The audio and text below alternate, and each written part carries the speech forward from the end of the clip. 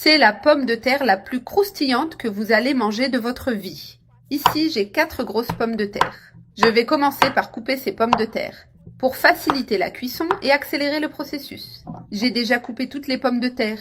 Maintenant, je vais les transférer dans la casserole. Je mets toutes les pommes de terre à l'intérieur. J'ajoute une cuillère à soupe bien pleine de sel. J'allume le feu et j'ajoute déjà l'eau. Comme mon eau est déjà chaude, je la verse jusqu'à recouvrir complètement les pommes de terre. Maintenant, il suffit de laisser cuire pendant 15 à 20 minutes. Mes pommes de terre sont déjà bien cuites et bien tendres. Maintenant, je vais égoutter toute cette eau. J'ai déjà bien égoutté toutes les pommes de terre. Et maintenant, avec un presse-purée, je vais les écraser comme je le fais ici.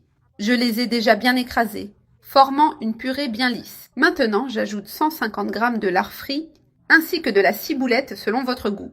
Je mélange bien ces deux ingrédients avec la purée de pommes de terre.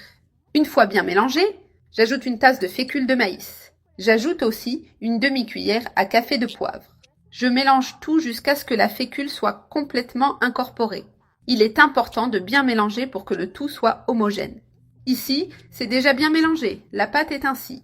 Maintenant, je vais transférer ce mélange dans un bol. J'ai tapissé le bol de film plastique avant d'y mettre la pâte. Maintenant, je verse tout le mélange dans le bol. Je presse bien, en m'assurant que toute la surface soit remplie uniformément. Avec la spatule, je presse pour niveler et compacter. La pâte est bien répartie et uniforme. Maintenant, je mets au congélateur pendant 30 minutes pour raffermir. Après ce temps, la pâte est bien ferme et bien froide. Maintenant, je la retire du bol, j'enlève délicatement le film plastique et je la place sur la planche à découper. Maintenant, je coupe en bâtonnets, comme ceci, et vous pouvez choisir l'épaisseur que vous préférez.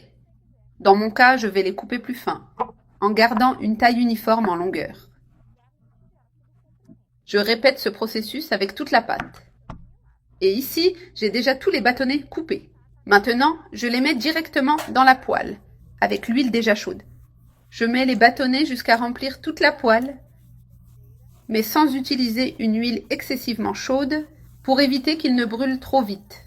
Maintenant, il suffit d'attendre qu'ils dorent.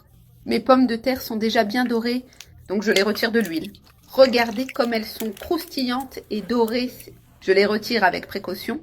Une s'est cassée, mais ça va. Je les mets ici dans l'assiette, je les enlève toutes et je continue à faire frire le reste. Je continue à frire le reste jusqu'à tout terminer. J'ai déjà fait frire toutes les pommes de terre et elles sont super dorées et croustillantes. Regardez cette croûte bien sèche. C'est tout simplement magnifique. Je vais en ouvrir une pour montrer l'intérieur.